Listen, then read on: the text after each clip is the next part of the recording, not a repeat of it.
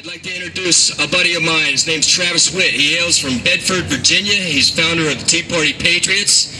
I need everybody to listen to what he has to say. This gentleman is doing work above and beyond. I love spanking liberals, and this gentleman is handling them down on the farm. All right? Thank you, sir. It's been my time declaring to you with disgusting clarity my disdain for many of the elected leaders serving from the State House to the White House. Or I could spend my moments in front of you and in front of this microphone offering solutions. I beg to choose and do the latter. Patriotic Americans, we have 16 months until November 2012 elections. The results of the House, the Senate, and the presidential elections are critical for the survival of this country.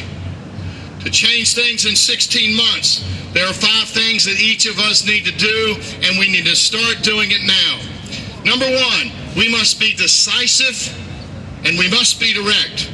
We must know the truth. Please go out and educate yourselves on the truths of our founding fathers and what they stood for.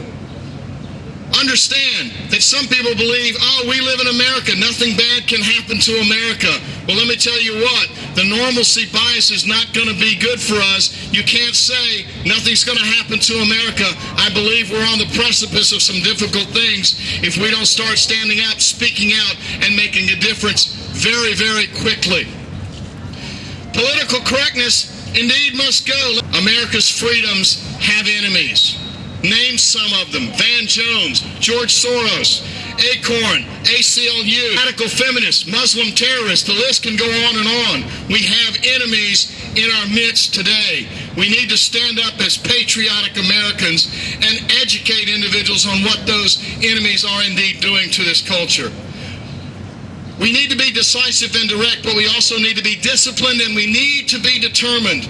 Are you willing to sacrifice your life, your liberties, and your sacred honor for the sake of this country? Are you willing to remain dedicated each and every day for the rest of your life, making a difference? Don't say you can't. Be honest with me, say you won't.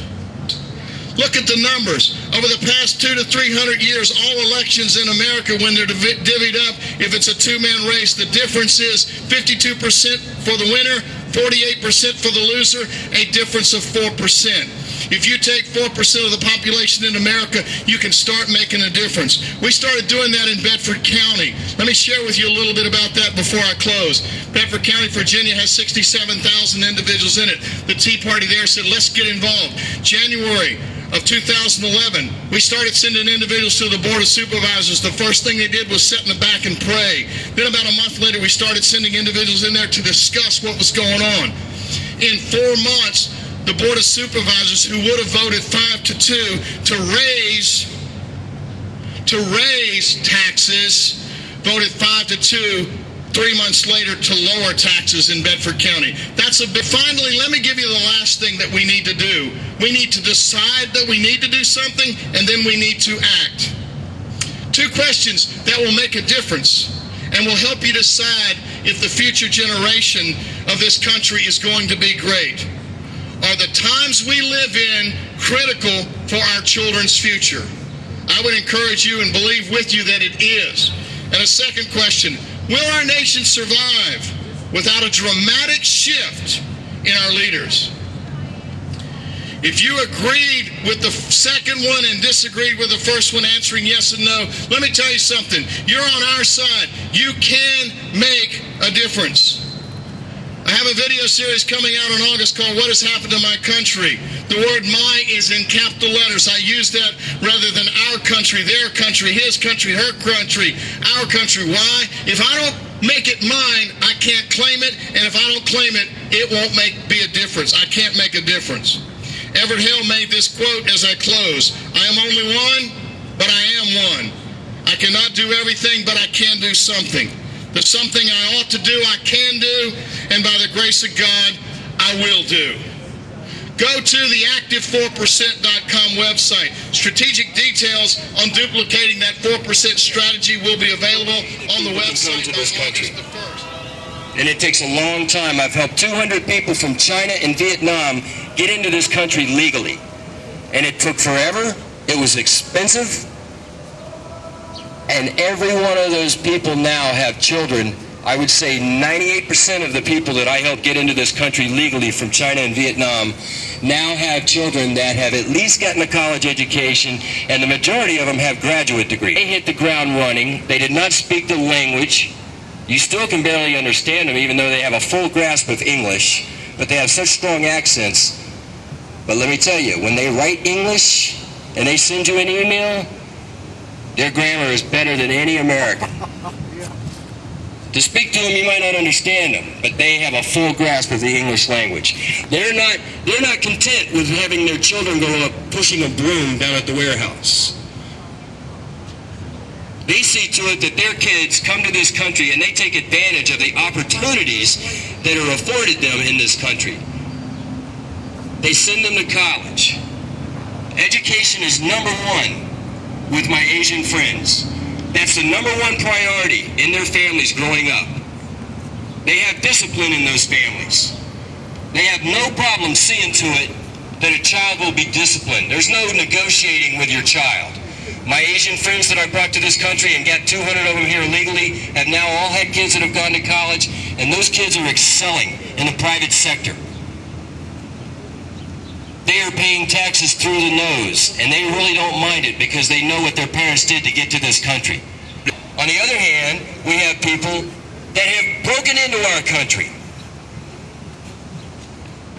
They've tiptoed across the Rio Grande. They paid coyotes thousands of dollars to get into this country. And what do? We don't send them to jail. We don't send them back. We send them a check. Excuse me, Pedro. How can I make your stay a little more comfortable? What more can I do for you as you reproduce? Lord. We've now taken a common criminal. I don't blame these people. I've been to their crappy country, all right? Everything's not Puerto Vallarta. Everything is not the nice resort that you go to. The majority of that country is nothing but donkeys and no indoor plumbing. I don't fault the people for wanting to come to this country illegally. I understand, I get it. They only have a third-grade education, the equivalent of a third-grade education in their country, so I understand. If I was in their situation, I would want to come to this country too, and I would do anything I could to get to this country. It's not their fault they don't understand that they can't illegally come here. They're trying to provide a better opportunity for their children also. I get it. I get it. Okay? But we have to have laws. We have to have rules in this country. Laws aren't only supposed to be for people that only obey the law. They're supposed to apply to everybody. Do you remember whenever you see the Lady Justice?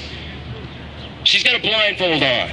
That blindfold is supposed to represent that justice sees no color, that sees no creed, it sees there is no bias. We have a tremendous task ahead of us. When I think about this, I think about how George Washington, 2 years after the Constitution was accepted and passed in this country, we had gone from being a destitute, war-torn nation, and in 2 years, he wrote a friend saying, you know, I see more prosperity now than I have in the world in my lifetime. That's what American freedom does. That's what the American Constitution does. And I do think we need to fundamentally change America back to the way it was 3 years ago. It is a difficult task, but what I think about in this difficult task is a couple Irish boys were going home one day, took a shortcut through the city, down an alley, and came across a wall that was insurmountable. Didn't think they could get over this wall. One of the boys took his hat and threw it over the wall. The other boy said, "What was that? Why'd you do that?" Young man said, "Because now we have to go over the wall." I believe that we have to motivate, we have to mobilize, and we have to win next November so that January of 2013 we can begin the common sense approach to take back this country. Now we have a president who goes on NPR and he says that the problem with the Constitution, the problem with the Constitution is that it defines what the government can't do instead of what the government should do.